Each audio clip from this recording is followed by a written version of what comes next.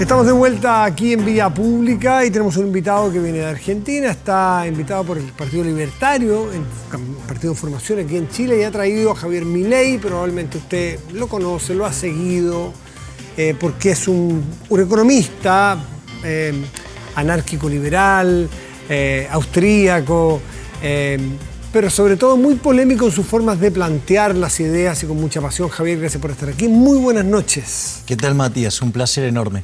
¿Qué tal? Algunos dicen que tienes una vocación también de comunicador, de presentador de televisión, que te atrae mucho eso, más allá de la economía, que las has estudiado maestrías en distintas partes.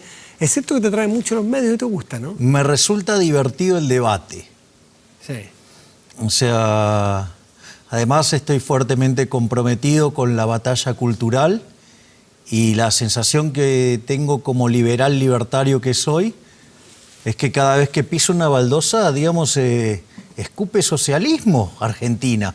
Por lo tanto, digamos, o sea, me parece que es una batalla digna de dar, porque Argentina arrancó el siglo XX siendo el país más rico del mundo, con el PBI per cápita más alto del mundo, y a partir de 1928 comenzó a abrazar de a poco las ideas socialistas, y hoy Argentina es el país 70, camino a estar peor. ¿Cómo te defines tú? ¿Anarcoliberal? De las cosas que yo te he leído, te he escuchado esa definición. Yo soy, digamos, anarcocapitalista, pero filosóficamente, conceptualmente. Pero entiendo que el mundo, por el momento, tiene restricciones y por ende soy minarquista de corto plazo. Es decir, considero que el Estado para lo único que sirve es para seguridad y justicia. Sin embargo, como filosóficamente soy anarcocapitalista, considero que el progreso tecnológico puede derivar en distintas cuestiones que nos pueda permitir merecernos un mundo sin Estado. Incluso sin Estado para la justicia. Claro, exacto. Bueno, mira, esto, digamos, había justicia privada en la época del Imperio Romano que comercializaba con otros imperios, si no había digamos, una ley así establecida. Entonces, ¿qué hacían? Hacían acuerdos y había árbitros. Por lo tanto, había una justicia privada. Y si no hubiese Estado, conceptualmente estamos hablando, ¿no? En un ideal que a lo mejor para ti es conseguible, ¿cómo nos defendemos los que somos en la relativa más débiles? Lo planteo, por ejemplo, desde los temas de seguridad, si tú quieres en adelante. Vendrán dos tipos que te dicen, Javier, me gusta tu chaqueta, la chaqueta, por la fuerza, y te la quitan. Estoy hablando de un caso muy básico el que te estoy planteando. No, pero a ver, el problema es el siguiente. O sea, vos me estás postulando, bajo esa situación, que el ser humano puede ser malo o es malo. Entonces la pregunta es, ¿y vos te crees que si le pones el bonete del Estado a ese ser humano se va a convertir en algo mejor? Si vos a ese ser humano que vos considerás malo le das el monopolio de la violencia, ¿creés que vas a estar mejor? Pero si cada uno de nosotros cede parte de ese monopolio de la violencia o de la sobrevivencia, de la autodefensa, se la cedemos a un Estado, a una policía el día de mañana. ¿Le estás dando el monopolio de la fuerza? Claro, eso. Y después lo utiliza en tu contra. Pero eso sería ilegal. Siempre no, pero en un Estado de Derecho eso no debiera pasar. No, ¿cómo que no? Digamos, mirá el caso de Argentina. O sea, cómo continuamente sube la presión fiscal, lo cual es un robo y está amparado en que es legal, pero no es legítimo. Y entonces, justamente, utilizan el monopolio de la fuerza para imponerte la esclavitud fiscal. De hecho, si yo tuviera que elegir entre el Estado y la mafia, me quedo con la mafia.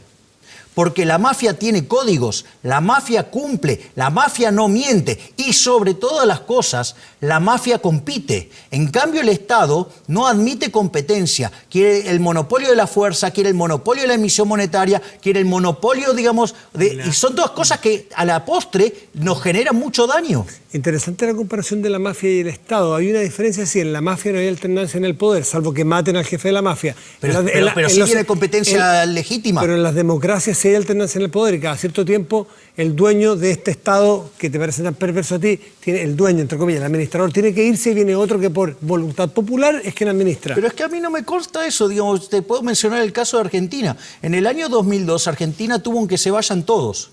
En 2000...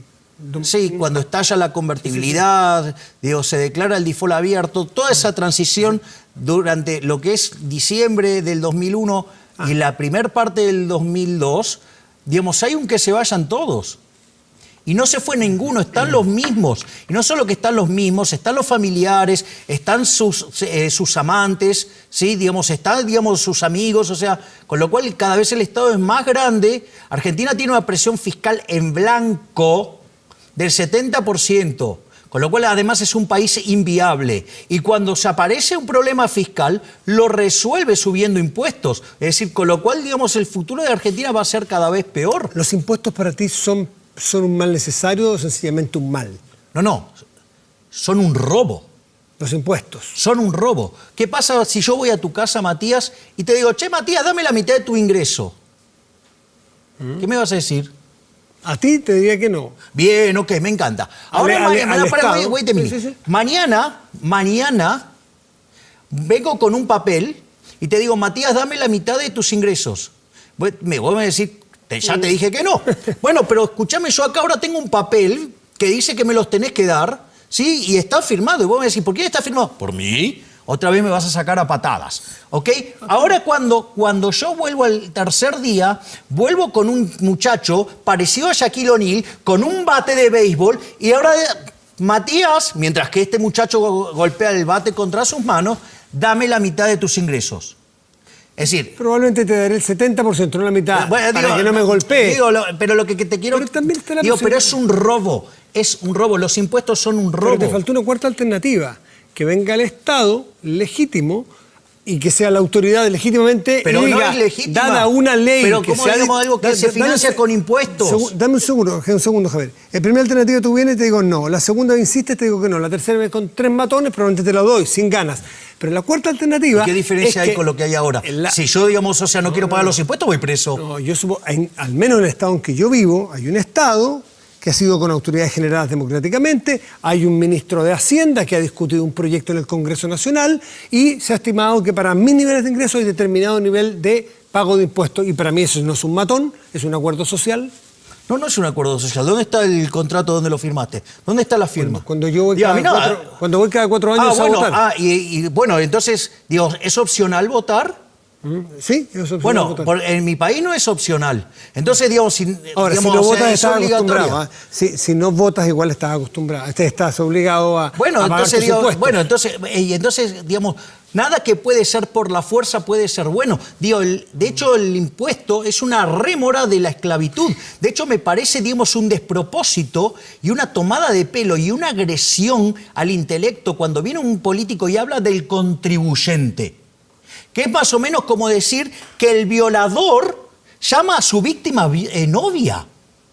O sea, es un disparate. Es decir, por lo tanto, o sea, los impuestos, digamos, yo voy a creer, digamos, en este tipo de cosas el día que a mí me den la opción de pagar o no pagar. Es decir, solo ese día... ¿En qué se diferencia este planteamiento tuyo con la ley de la selva? Disculpame, digo, en la ley de la selva, digamos, o sea, este tipo de cosas no existen. Es decir, ¿por qué ocurre en la selva? ¿Quién gana en la selva?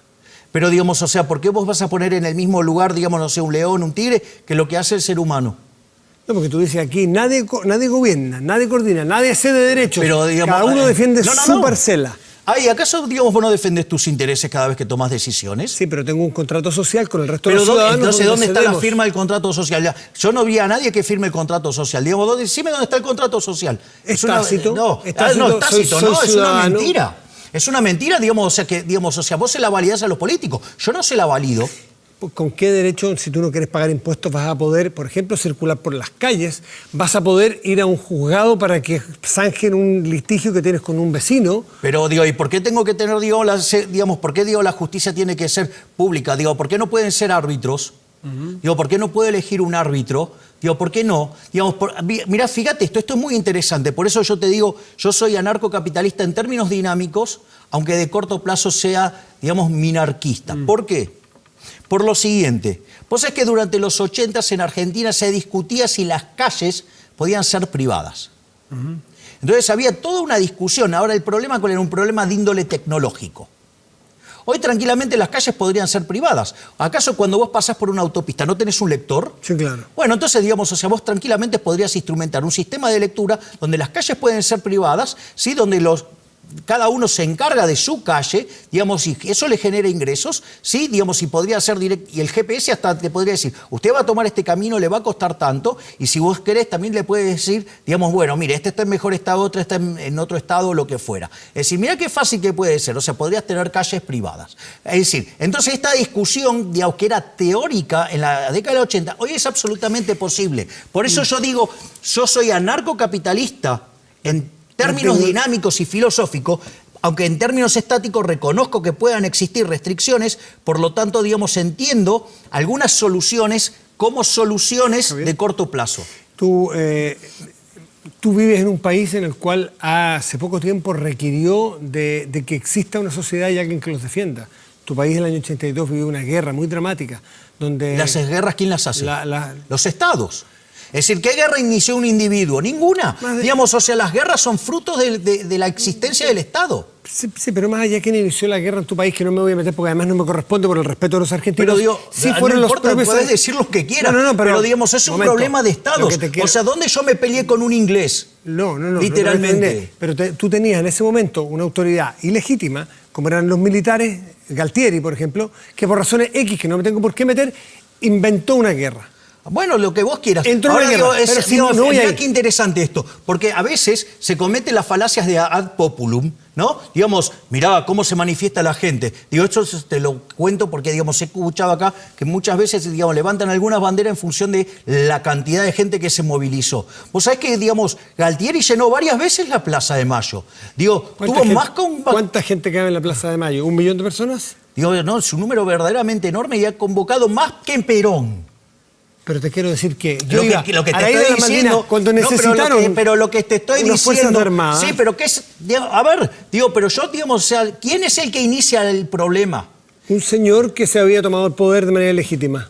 Ok, digamos, bueno, ¿y que acaso ningún gobierno democrático, digamos, no inició guerras? Claro, ¿O acaso, digamos, Hitler no fue elegido por la voluntad popular o Mussolini? Y bueno, y sin embargo, digamos, fueron una locura. Hay momentos donde las sociedades requieren ser representadas. Por ejemplo, un caso dramático... Bueno, digamos, pero digamos, puede ser que...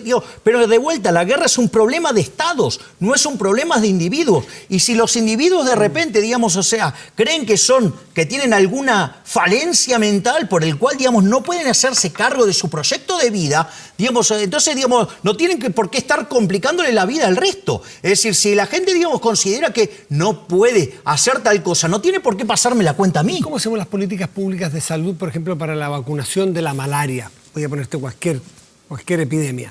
Viene la malaria en nuestra sociedad y tenemos que vacunarnos. ¿No te parece razonable que haya un Ministerio de Salud, un ente general que organice, que mida, que haga la logística?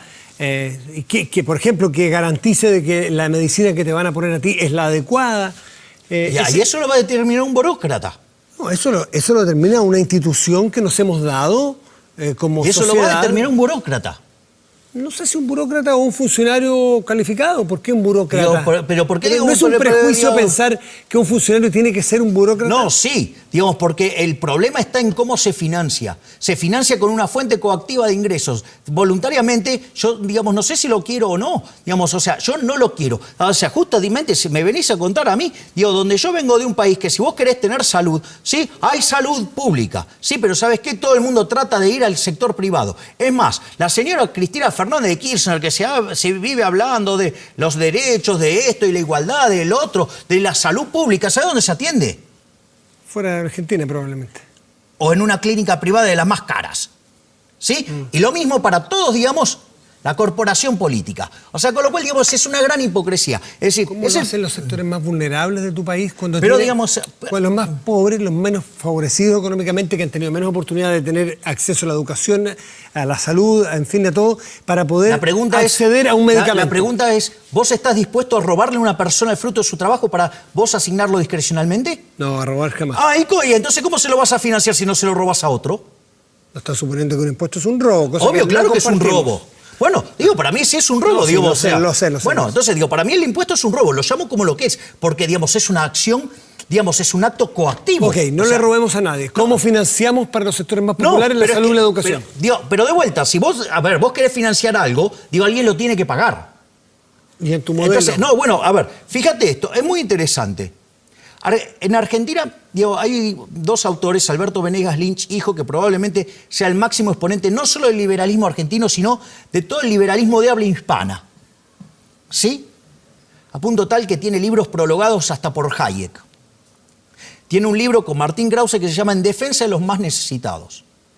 En realidad, cuando viene, por ejemplo, la Gran Depresión y a la Argentina le pega fuertemente, Chile igual. Es el sector privado el que se organiza para darle contención a los caídos. Es decir, el propio sector privado se organiza para darle contención a los caídos. No solo eso, te cuento más. Eso de que se organiza es interesante. Hay una organización de la ciudadanía, de una parte de ella, voluntariamente, para ir en busca pero la caridad por voluntad propia, no a punta de pistola. Porque si yo saco una 9 milímetros, ¿sí? Y te digo, dame todos tus ingresos, ¿sí? Porque quiero hacer caridad con él, vos, no sé, será muy noble, digamos, quiero hacer caridad, ¿sí? Y supongamos que en el medio no se me cae nada en mi bolsillo, o sea que no tengo las famosas porosas manos de Batiat. A vos, lo que cuenta es que yo con una 9 milímetros te saqué tu plata.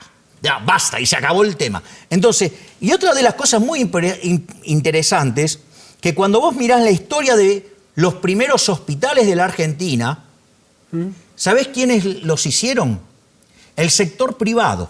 ¿Sabés para qué lo hacían? Porque justamente necesitaban que sus trabajadores disfrutaran de buena salud y que pudieran trabajar. Y como de repente no le daban los tiempos para llegar a otro lugar y se podían morir, ¿quién financió eso? El sector privado. La sociedad civil, a tu juicio, la sociedad civil organizada podría reemplazar al Estado. Definitivamente. Y las leyes ¿Pero por qué tengo que imponer la caridad a punta de pistola? Entendí tu punto. Porque es violento, es un robo. Y además te estoy dando ejemplos de que cómo funcionó en el mundo real de Argentina. Esto no estoy buscando... En Argentina, en Chile y en Irlanda hoy día funciona el tercer sector, que es la sociedad civil organizada. Las leyes, ¿cómo se arman? ¿Cómo nacen las leyes en un sistema como el que propones tú? Bueno, hay reglas que surgen de la propia interacción de los agentes que determinan cuáles son las reglas bajo las cuales quieren vivir.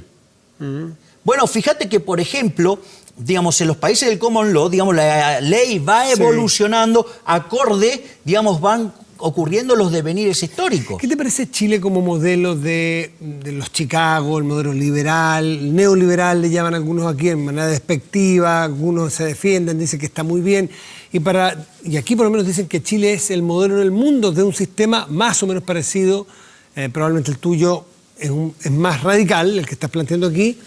¿Qué te parece que funcionó? ¿Te parece que es bueno? ¿Te gustaría para tu país? Yo, haría primero una digresión terminológica, si me lo permitís, Mati. Bueno, por favor. No adhiero a la definición de neoliberal. El liberalismo viene de libertad. No hay nueva libertad o vieja libertad. Hay libertad o no hay libertad. ¿Está embarazada o no está embarazada? No hay media embarazada, no, más o menos, no. ¿Está embarazada o no está embarazada? ¿Hay libertad o no hay libertad? Punto 1. Punto 2. Es peligroso utilizar el término. Ese término fue desarrollado por un marxista, que obviamente, si los marxistas y los socialistas supieran de economía, no serían ni marxistas ni socialistas, porque son eso porque no saben. Son brutos, son burros. En ese contexto, básicamente, Alexander Rustow, en 1938 y popularizado en 1939, desarrolla el concepto de neoliberal. ¿En función de qué? Que él veía el nazismo, veía el fascismo, veía distintas vertientes del socialismo y veía hasta el comunismo. Y del otro lado veía, si vos querés, el liberalismo manchesteriano. Dijo, bueno, vamos a crear algo intermedio. Y lo llamó neoliberalismo. Te cuento que hay un libro de Ludwig von Mises que se llama El mito de la tercera vía y demuestra que ese modelo no tiene sentido, que ese modelo no es liberal y lo peor de todo... ¿La tercera vía, el neoliberalismo como tercera vía o la tercera vía de Giddens, por ejemplo? No, él llamaba la tercera vía a esa definición de Rustow. No es la tercera vía de Giddens y Blair. No, es, Eso te parecen burros a ti también. Sí, obvio. Pero vamos a este punto. A lo que quiero ir es a otra cosa. en ese concepto, además hay otro problema que está en la lógica de un libro de Hayek llamado Camino de Servidumbre. Todas esas soluciones intermedias son inestables. Y como son inestables, se produce a ver, porque ¿cómo es la intervención? Aparece alguien desde la poltrona, ve algo sin saber de qué se trata, pero que no le gusta y entonces se interviene. Nosotros estamos haciendo intercambios voluntariamente, pero sucede que hay alguien allá que no le gusta, entonces viene y se mete en el medio por la fuerza y rompe todo. ¿Sabes cuál es el resultado? El resultado es que vos estás peor, yo estoy peor y todos los demás que estaban vinculados a nuestras transacciones van a estar todos peor. Consecuentemente, se produce lo que se llama el fallo del gobierno, que suele ser muchísimo peor que el supuesto fallo de mercado, y que ahí después vos tenés una pérdida de bienestar. Y eso, digamos, cuando a la sociedad se le metió la manía de la intervención, genera más demanda de intervención, y sabes que eso paulatinamente, ¿sí?, conduce al socialismo. ¿Querés un buen ejemplo de esa decadencia? Sí. Argentina. La gracia es que nosotros dos podemos conversar aquí civilizadamente porque tenemos ciertos niveles de simetría. Porque si yo tuviera el poder del interruptor de tu micrófono aquí, o tú tuvieras el poder del micrófono mío acá, probablemente, o de cortar a un tercero, probablemente no podríamos conversar, ¿no? Bueno, si tuviéramos dos tendría otra vez simetría. Pero si yo tuviera como conductor decirte, Javier, esa respuesta no te la acepto, así que tienes que decirte, bueno, entonces no podríamos dialogar como lo hemos hecho. Bueno, digo, también pues yo puedo elegir no venir. No, está bien. Por eso, porque tú tienes libertad, tenemos simetría, conversamos. Está bien, pero en la sociedad no se da esa simetría generalmente. Hay unos que nacen con ventajas, desventajas, lo que en algunos deportes se llama el hándicap. Y alguien tiene que ayudar a establecer esos niveles de igualdad o no. Me parece una aberración. No, me imagino, por eso te lo pregunto. Me parece una aberración. Digamos, vos que, a ver, ¿qué está yendo? El tema de igualdad de oportunidades. Por ejemplo. Una aberración. Digo, algo que, por ejemplo, justifica digamos, el impuesto a la herencia. Por ejemplo, ¿no? Digo, para corregir esa desigualdad de origen. La pregunta es, te hago una pregunta. Vos, digamos, a vos te ganás tu dinero honestamente. ¿A vos te gusta que alguien te diga en qué te lo podés gastar o no? El mío no. Ok, bien, primer punto. Segundo punto, si vos le querés hacer un regalo a tu hijo, ¿cuál es el problema que se lo quieras hacer? Ninguno. Bueno, digo, la herencia es un regalo post-mortem. Entonces, digamos, el Estado está regulando de que vos no le podés hacer el regalo que a vos se te dé la gana a tu hijo. Fíjate qué crueldad. Suponete que aparecen dos personas y que salen, digamos, de una situación idénticamente igual. Y los dos trabajan lo mismo, los dos ganan lo mismo, o sea, todo fantástico. Nada más que a uno le gusta consumirse todo. Y al otro le gusta ahorrar. Consume una parte, la otra parte la ahorra y con eso empieza a acumular capital. Entonces, digo, esa persona se vuelve más productiva y empieza a producir más. La pregunta es, ¿por qué, digamos, o sea, obviamente los dos se mueren, entonces vos, digamos, o sea, claro, él le dejaría su capital a su hijo. Y digamos, si el otro nada, entonces a vos se parece desigual. Entonces estás decidiendo robarle al primero para dárselo al segundo. Digamos, o sea, te quedaste puntualmente, te autoinvitaste a ir a un análisis que era el del impuesto de la herencia. Bueno, pero tú me dijiste que era una aberración. Pero es la una igualdad aberración de oportunidades. No. ¿Tú me dijiste eso? Yo lo que estoy diciendo es, el concepto que se usa es una aberración. ¿Por qué? Porque somos, gracias a Dios, somos todos distintos. Entonces, digo, lo único que vos podés asegurar es la igualdad ante la ley. ¿Y sabés qué es lo peor de todo? Porque gran parte de toda esta crítica tiene que ver en qué se la gastan los herederos. Los herederos se la gastan, digo, a mí me haces un regalo y me lo gasto en lo que se me da la gana. Literalmente. Sí, pero no. Pero ¿por qué, digamos, o sea, mi papá no me va a poder regalar lo que quiera? Si tú digamos, pero ¿por qué, digamos, vos tenés que regular? ¿Por qué vos vas a cuestionar que mi papá me haga regalos? No te he cuestionado nunca. Ese es como que yo venga y te cuestione, ¿por qué vos le haces regalo a tu hijo? Es lo mismo, la herencia es un regalo post-mortem. Entonces, digamos, ese es el primer punto. Y después pasa otra cosa más. Vos podés heredar. El chileno es que te están marcando solo. Yo no te he dicho nunca lo que te estoy diciendo no puedes... No, lo otro no. Pero es que la herencia es eso, es un regalo. Es un regalo, te guste o no. Entonces, y vos estás queriendo regular qué regalos podés hacer o no. Tú en la entrada dijiste que íbamos a hacer una conversación de temas conceptuales. Es un tema conceptual. No, porque es muy puntual. En la conceptualización de la igualdad de oportunidades, tú dijiste que era una aberración. Me parece aberrante, claro. O sea, yo creo en la igualdad ante la ley. Yo creo en la igualdad ante la ley, porque como todos somos naturalmente distintos, la única forma que vos podés lograr esa igualdad es mediante la violencia. Ese es el primer punto. El segundo punto es, suponete que, digamos, ya te mostré un caso concreto donde, digamos, naturalmente las preferencias van a determinar una determinada diferencia. Otro cuestionamiento que se hace es lo que hacen los herederos con esa plata. La realidad es que, no sé, suponete que yo heredo una fábrica de autos. Hago 3 autos malos y quebré. Es decir, yo solamente puedo ser exitoso sirviendo al prójimo con bienes de mejor calidad o mejor precio. Pero, digo, hay más. ¿Te puedo dar un ejemplo? Digamos, a ver, suponete lo siguiente. Digamos, hablar inglés es un activo importante. Entonces vos lo querés regular porque eso podría ser una fuente de desigualdad. Entonces, ¿qué pasa? Si una familia decide hablar inglés en la casa, ¿qué los vas a castigar? Digo, ¿estás afectando la igualdad de oportunidades? O sea, tengo varias, me puedo pasar el día mostrándote ejemplos de que es una aberración. ¿Por qué, digamos, o sea, vos crees... A ver, ¿te gusta el tenis? Verlo. Bueno, ok, vamos a ver el tenis. Ahora, sucede que yo soy un pelele jugando al tenis, ¿sí? Pero tengo que jugar contra Federer. Obviamente, para que haya igualdad de oportunidades, por lo menos le tengo que encadenar una pierna y un brazo. ¿Sabés cuál va a ser el resultado? El espectáculo va a ser lamentable. O sea, no solo que lo estoy maltratando a Federer, sino que vos, espectador, ese espectáculo no vale nada. ¿Sabes lo que pasa con un anarcocapitalista? Plantearle un ejemplo de igualdad de oportunidades desde el punto de vista... Pero si somos naturalmente distintos. Por ejemplo, ¿pero cómo vas a lograr, igualdad si no hay violencia? Déjame intentar algo. Yo sé que vas a encontrar absurdo desde el ejemplo, pero no hay más. De un Estado, por ejemplo, que a todos nos provee igualdad de oportunidades, igualdad ante la ley, nos provee igualdad de acceso a la educación, de acceso a la salud, de acceso al aire libre, igualdad de oportunidades. De ahí en adelante cada uno puede administrar su vida mejor o peor. Ahí en la libertad estamos de acuerdo. Bueno, pero vos... Pero si vos vas a hacer... A ver, lo que pasa es que si vos decís que le vas a dar determinado bien a una persona... Educación básica a todos. Alguien lo tiene que pagar.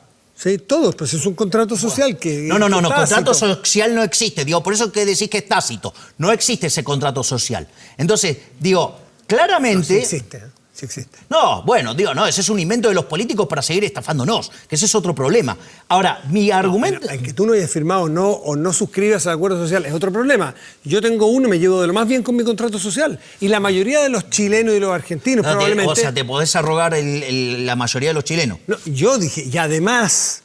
La mayoría de los chilenos, porque van a votar y respetan a las instituciones... ¿Y qué alternativa tienen? Si además, o sea, ¿qué alternativa de variedad tienen? O sea, entonces El modelo chileno, que me gustaría tu mirada sobre el modelo de los Chicago, el modelo de liberal chileno que se construyó aquí, ¿qué análisis crítico tienes al respecto? Análisis crítico favorable tengo. Lo crítico puede ser... A ver, o sea, cuando estaba Allende, ¿sí? En el año 73, Chile era el segundo país más pobre de Latinoamérica, después de Haití. Tenía un ingreso per cápita de $1.600. Tenía, más de un 50% de pobreza. Tenía una inflación estrafalaria. Chile hoy, tiene un ingreso per cápita cercano a los $20.000. Chile hoy tiene 8,6% de pobres. Chile hoy tiene una inflación del 2%. O sea... Por lo visto te gusta más el modelo actual, el modelo económico-social actual que el de la época del presidente Allende. No me cabía ninguna duda.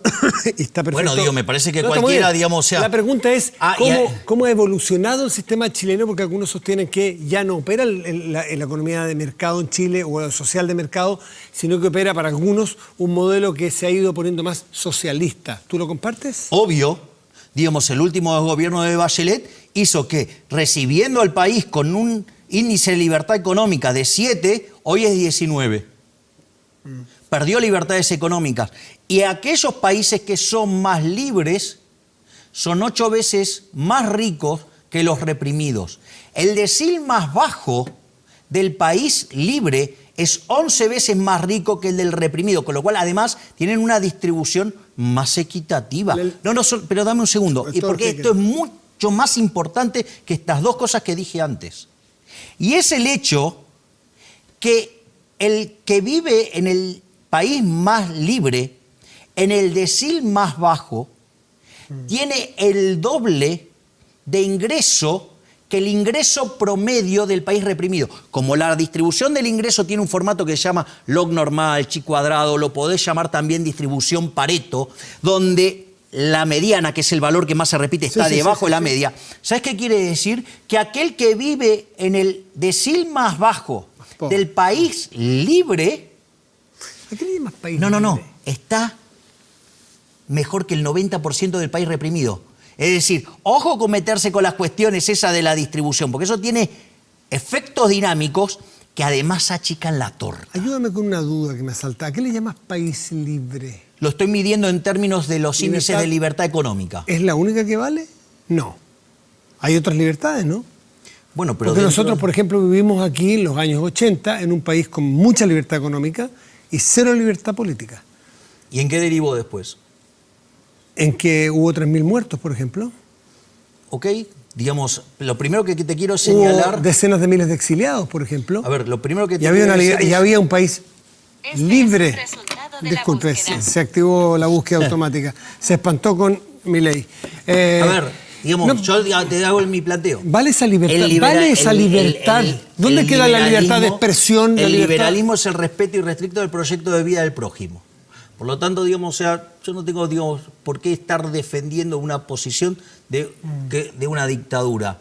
Es que tú dijiste libre concepto general y yo te dije, ¿qué libertad? Porque hay varios tipos de libertad. Bueno, yo digo, estoy hablando de la no hay libertad una económica. Ahora, fíjate que no lo esto, aclaraste siempre. Pero fíjate esto, porque una de las cosas que se hizo, se chequeó la libertad económica con las libertades políticas. Aquellos países que tienen mayores niveles de libertad económica tienen mayor libertad política. Es decir, la propia... ¿Hay correlación? Es decir, la propia dinámica... Voy a parafrasear a Milei. Datos, por favor. Bueno, datos. Digamos, ¿dónde están los datos? En los estudios, digamos, de libertad económica. Es decir, digamos, yo te puedo mostrar... De correlación de libertad económica que sean siempre con otro tipo de libertades. Por ejemplo, la libertad política, la libertad de expresión. Pero es que justamente, digamos, hay gente que se dedica a correr esos índices y lo corre contra índices de libertades políticas. Y aquello, es más, los derechos de la mujer, por ejemplo, que tanto se discute, donde el feminismo como causa original es liberal, porque se habla de igualdad ante la ley, que eso no es lo mismo que el embrismo, que es affirmative action, o sea, que es discriminación afirmativa, ¿sí? En realidad, eso también ocurre en los países que tienen mayor libertad económica. Por lo tanto, una de las cosas que vos ves es que aquellos que tienen libertad económica tienden a evolucionar también hacia mayor libertades políticas, cosa que no pasa en los regímenes. Javier Milei, ¿cuál es la sociedad del mundo actual que te parece más cercana a lo que tú quisieras? No hay perfectas, pero... No, está claro que no hay perfectas. Claro, no las hay. ¿O qué gobernantes, qué gobiernos, a ver, qué sistemas? Lo más parecido o lo mejor que vos tenés en el planeta es lo que podría vos observar en el caso, por ejemplo, de Suiza, en el caso de Australia, en el caso de Nueva Zelanda, ¿sí? O, por ejemplo, los países que hicieron reformas como Irlanda. Pero hay mínimos sociales, hay mínimos sociales garantizados. Está bien, digamos, o sea, a ver, tengo que usar proxies de libertad económica porque no existe, digamos, todavía el anarcocapitalismo. Entonces, digamos, hago, digamos, soluciones que aproximan. Es decir, ahora, eso no quiere decir que, digamos, no pueda existir en el futuro. Digo, vos en algún momento leías cosas que parecían de ciencia ficción y después se volvieron realidad. ¿Conoces algún político chileno de la actualidad que te llame la atención? No, digo, pero no porque no estoy involucrado con la cuestión ¿Y en la Argentina, política? ¿cuál es tu líder en la Argentina? Ninguno. ¿Y por qué no te presentaste tú en la última? ¿Y pero por qué tengo que hacerlo yo? No, está bien, para hacer un país más acorde a tus ideales, pues. Pero porque yo creo que en realidad hay que dar antes la batalla cultural. Es decir, a ver, yo lo que digo es, mira, Argentina con esto de los derechos, por ejemplo, a tener educación... ¿No es un derecho? No, porque alguien lo tiene que pagar. No es gratis, alguien lo tiene que pagar. Y cuando vos decidís que... No es excluyente a los derechos que tengan que pagar. No. A ver, el punto es el siguiente. El aire libre también, el aire limpio también tiene que pagarlo alguien, ¿no? Digo, bueno... Tenemos que pagarlo en el sentido de que tenemos que cuidar de que no se contamine...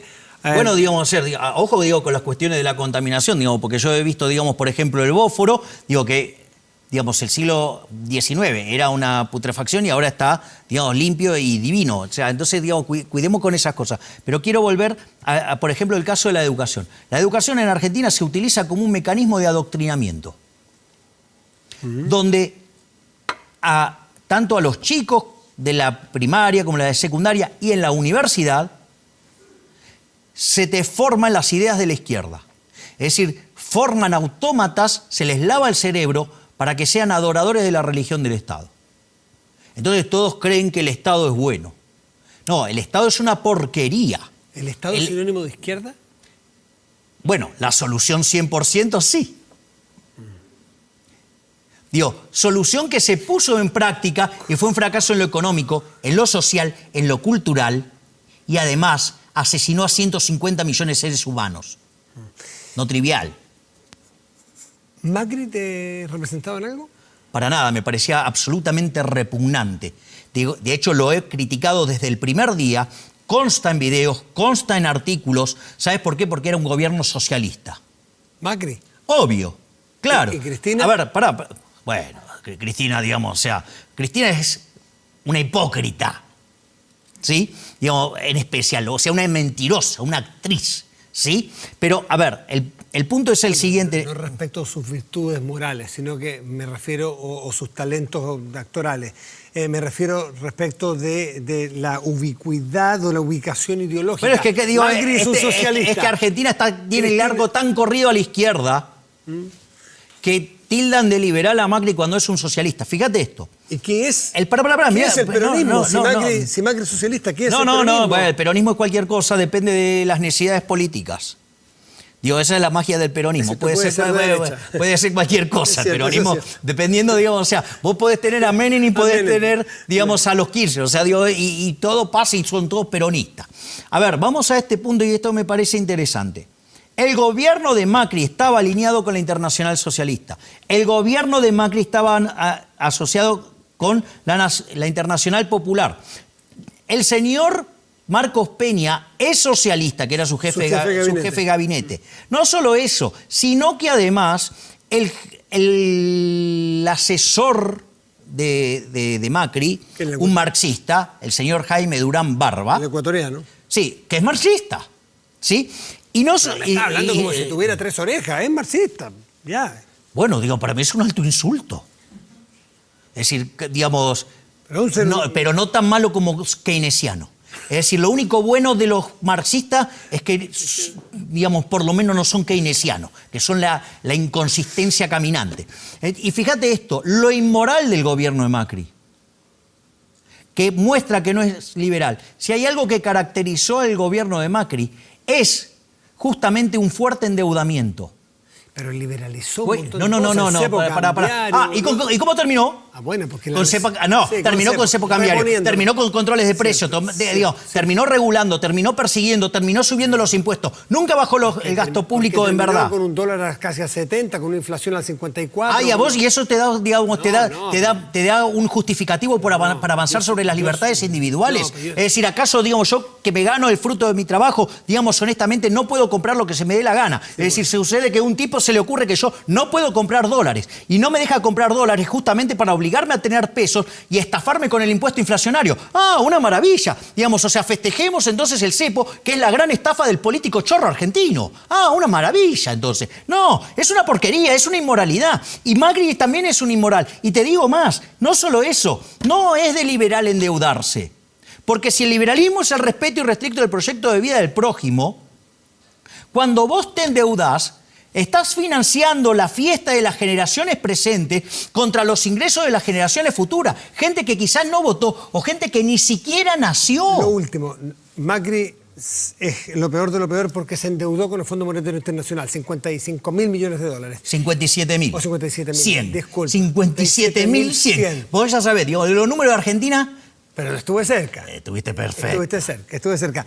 ¿Cómo lo haces si no es financiándote con un organismo multilateral para intentar enfriar un poco la economía o los desequilibrios fiscales? No. ¿Qué hubieses hecho tú? Es que debería haber bajado el gasto público. Es fácil decirlo. Mentira. No. Estar en la Casa Rosada. No. Mira, te voy a decir algo. Te voy a decir dos cosas. Ahí, mira, ¿sabes qué? Hay un estudio del BID sobre ineficiencia técnica del gasto público. La peor región del mundo es América Latina con 4,4% del PBI. Argentina tiene 7,2%. O sea, es un escándalo. Pero además el BID, como es un organismo multilateral, bancado por los gobiernos, no puede usar las definiciones que usaría Milei, ¿sí? Que es, por ejemplo, tiene un concepto que se llama filtraciones. ¿Te huele? Filtraciones. O sea, choreo. ¿Sabes cuánto tiene Argentina de choreo? 5 puntos del PBI. Tenemos los políticos más chorros del mundo. Javier Milei, un gusto de conocerte. El gusto fue mío, Matías. Que vaya muy bien. Hacemos una pausa y ya volvemos en Vía Pública.